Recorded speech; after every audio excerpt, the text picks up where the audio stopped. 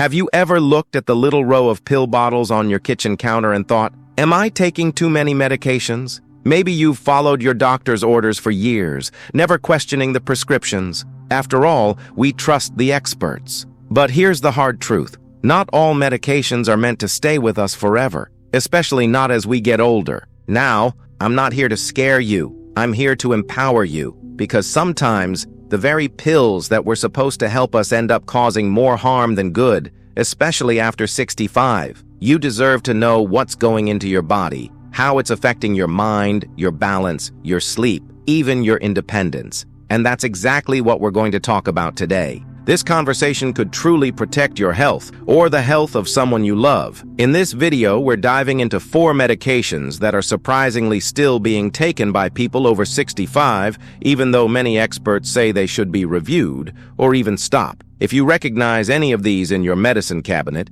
it's time to ask your doctor some important questions. Not panic, just a conversation. Let's start with the first one. Let me ask you, do you ever find yourself feeling foggy? Maybe a little drowsy during the day, or off balance when you stand up? You might think it's just age catching up to you, but sometimes it's the medication. One of the biggest culprits? Benzodiazepines. These are medications often prescribed for anxiety, panic attacks, or trouble sleeping. You might recognize names like diazepam, Valium, lorazepam, Ativan, or alprazolam, Xanax. They're known for calming nerves, helping people relax or sleep. But here's the catch. They can also increase confusion, slow down your reflexes, and raise your risk of falling. And falls, as we know, are a major danger for anyone over 65. What makes this worse is that many people stay on these medications for years. Sometimes they were prescribed during a difficult moment, maybe after a loss or during a stressful time, and no one ever reassessed them. It's easy for these pills to become part of the routine, even when they're no longer needed. If you're taking one of these medications, don't stop cold turkey. That can be dangerous too. But do start a conversation with your doctor. Ask whether there's a safer alternative. Many people find relief with lifestyle changes, gentle therapies, or safer medications that don't carry the same risks. Now, let's talk about another one that's probably even more common and just as overlooked. Anticholinergic medications. That's a fancy name for a wide range of drugs used for all sorts of things: overactive bladder, motion sickness, allergies, even depression. But here's where it gets serious. These medications can interfere with a critical chemical in the brain called acetylcholine, which is essential for memory and thinking. Some studies have shown that long-term use of strong anticholinergic medications is linked to a higher risk of dementia. Yes, dementia. That's not something to take lightly. And the problem is, these medications are hiding in plain sight. You may not even realize you're taking one. Some common ones include diphenhydramine, Benadryl, which many people take for sleep or allergies, oxybutynin for bladder control, or older antidepressants like amitriptyline. These are medications that often seem harmless. They might even be over-the-counter, but they can build up in the system and quietly affect memory, alertness, and even increase the risk of confusion or delirium. I once spoke with a gentleman who had been taking Benadryl every night to help him sleep for over 5 years. He had started forgetting simple things: why he walked into a room, where he parked his car. His family thought it was early Alzheimer's, but after reviewing his meds and switching off the anticholinergics, his clarity slowly came back. Sometimes it's not aging, it's what we're putting into our bodies. And let's be honest, many of us grew up in a time when you trusted the doctor's word completely, without question. And while most doctors are doing their absolute best, they're human too. They're busy. They may not always know what you've been taking for decades, especially if a specialist prescribed it years ago. That's why it's so important that you take an active role in your care. Open up that medicine cabinet. Look at every label. Write down the names. Then bring them to your next appointment and simply ask, is this still the right medication for me at my age? That one question could protect your brain, your balance, and your independence. It's not about blaming anyone. It's about staying informed. You have the right to understand your medications, and you deserve to feel your best. Not sedated, not confused, not dependent on pills that may be doing more harm than good. Now, while benzodiazepines and anticholinergics are 2 of the most common concerns, they're far from the only ones. There are other medications, some of them prescribed every day, that come with hidden risks for older adults. And knowing what to watch for can be life-changing. Let's keep going, because this next one has to do with something millions of people over 65 are taking every day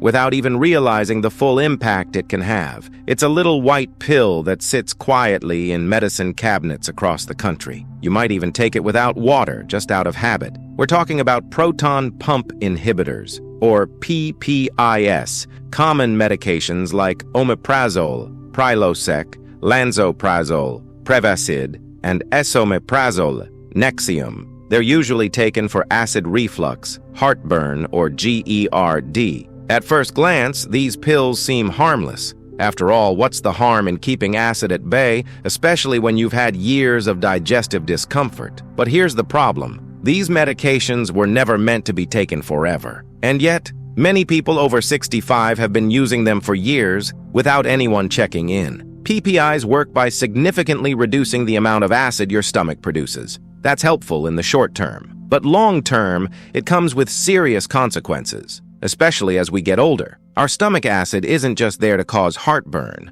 It's also what helps us absorb essential nutrients, like calcium, magnesium, and vitamin B12. When PPIs suppress stomach acid for months or years, our bodies may not absorb these nutrients properly, and the results can show up slowly and quietly. Bone thinning, brittle nails, muscle weakness, and fatigue. Some research has even linked long-term PPI use to an increased risk of fractures, kidney problems, and yes, even cognitive decline. I once met a woman who had been on omeprazole for nearly 10 years. She'd started it after a stressful period that triggered heartburn. The heartburn eventually went away, but the pill stuck around. No one had reviewed it. Over time, she began to experience low energy and a few minor fractures. It wasn't until her daughter questioned her medications that a doctor finally recommended stopping the PPI. With better diet habits and occasional antacids, she didn't even need it anymore. Now, this doesn't mean you should throw out your acid reflux medicine tonight. There are cases where PPIs are absolutely necessary. But again, it comes down to asking the right question. Is this still helping me,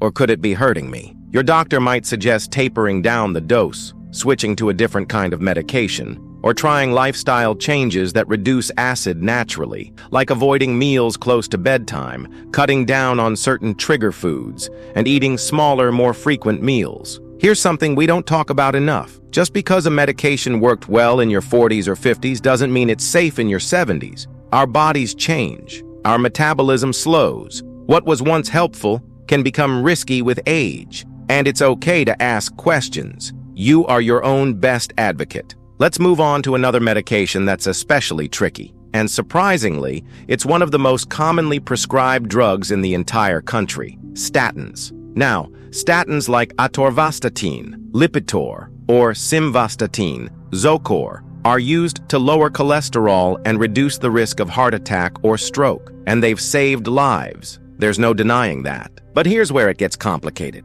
In people over 65, especially those who've never had a heart attack or stroke, the benefits of statins may not always outweigh the risks. Some seniors report side effects like muscle pain, fatigue, brain fog, or trouble sleeping. For some, these side effects are mild. For others, they seriously affect quality of life. The tricky part is that statins are often prescribed with a long-term mindset. Once you're on them, you're expected to stay on them indefinitely. But guidelines have changed. More doctors are now saying that in older adults, especially those over 75, statins should be considered carefully based on the person's overall health and goals. For example, if someone is active, healthy, and looking to live fully for the next 10 or 20 years, a statin might make sense. But if someone is managing multiple conditions or already feeling weak or tired, the extra burden of statin side effects may not be worth it. That's why it's so important to ask, am I on this medication for prevention or because of a past event? Is it still giving me a real benefit? These questions are not disrespectful.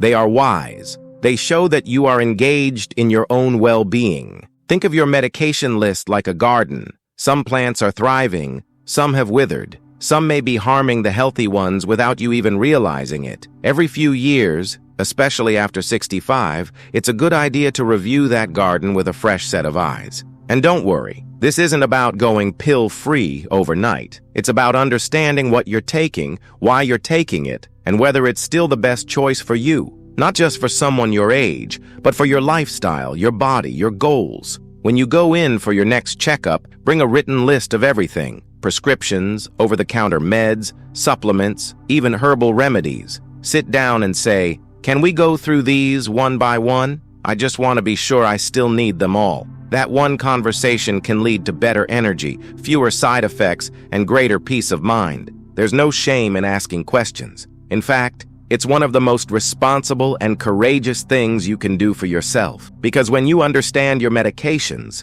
you take back control, not just of your health, but of your future. Now that we've explored these critical medications, benzodiazepines, anticholinergics, PPIs, and statins, it's time to look at what happens when we combine several of them at once. Because sometimes the danger isn't just in one medication, it's in how they interact with each other. When you're over 65, your body becomes more sensitive to just about everything. Changes in diet, in sleep, even temperature. But one of the biggest risks to your health isn't just one pill. It's several pills working together in ways that weren't intended. It's called polypharmacy, and it's something millions of older adults are facing without even realizing it. Imagine this. You go to a heart specialist. They give you one medication. Then a urologist gives you something else for your bladder. Your primary care doctor adds something for your blood pressure. And maybe you're also taking something for anxiety, a sleep aid, or over-the-counter pain relief. Before you know it, you're on 7 or 8 different medications,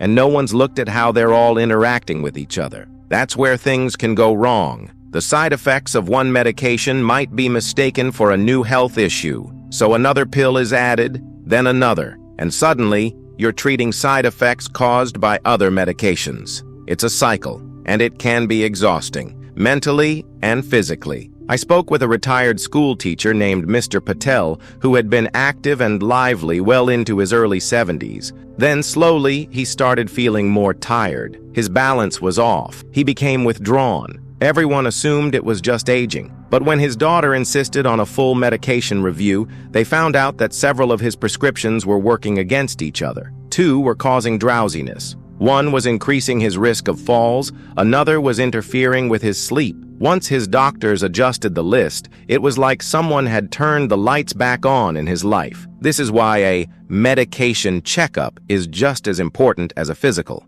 especially after 65, when your body's ability to process medications slows down. Your liver and kidneys don't work quite the same way they used to, which means medications stay in your system longer. That increases the chances of side effects, especially when medications are stacked on top of one another. And don't forget about the over-the-counter meds and supplements. Just because you don't need a prescription doesn't mean they're completely safe. Many cold and allergy medications, pain relievers, and herbal supplements can interact with prescription drugs in powerful ways. That's why it's so important to be transparent with your doctor or pharmacist. Bring every bottle with you to your appointments, even the ones you think are harmless. When everything is looked at together, your healthcare team can catch combinations that could be doing more harm than good. Now, you might be wondering, if these medications are so risky, why are they still being prescribed? It's a fair question. Sometimes it's simply habit. Something that worked 20 years ago gets renewed without a second thought. Other times, the risk isn't obvious until time passes.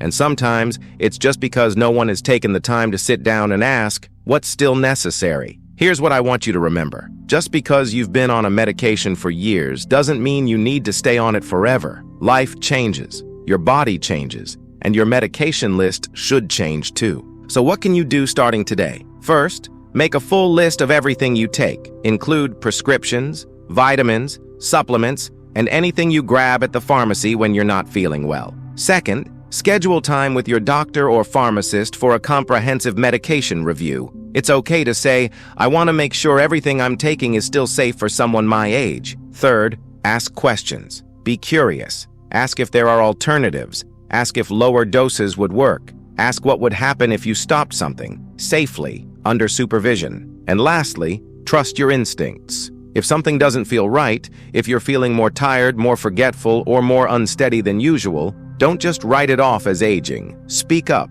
Your voice matters more than anyone else's when it comes to your health. Let's quickly revisit the 4 medications we've talked about, not to overwhelm you, but to help you feel informed. We talked about benzodiazepines, the anti-anxiety and sleep medications that can increase fall risk and confusion. We covered anticholinergics, which can quietly interfere with memory and thinking. We looked at PPIs, acid reflux medications that can block vital nutrients when taken for too long. And we explored statins, which may not always be necessary in older adults depending on your personal health picture. All of these can be helpful in the right situations, but dangerous if used for too long, in the wrong combination, or without regular review. Here's what I hope you take away from this conversation. You are not stuck. You don't have to keep living with side effects, brain fog, or fatigue just because a pill bottle says so. Your health is not just about adding more prescriptions. Sometimes real healing comes from asking fewer pills and more questions. The goal isn't to shame medication, it's to use it wisely, carefully, and in a way that supports your best possible life. So if you're watching this and nodding your head, maybe recognizing a medication you take or thinking of someone close to you, don't let that curiosity fade. Take action. A simple review could add energy to your day, clarity to your thoughts, and years to your life. And if this video helped you feel more informed and confident, I'd love to hear from you in the comments. What's one question you've always wanted to ask your doctor but didn't? Share your thoughts. We're in this together. And if you haven't already, go ahead and like this video and subscribe to the channel. We're building a community where aging doesn't mean slowing down. It means living smarter, stronger, and with more wisdom than ever before. Here's to you, living your best life, one empowered choice at a time.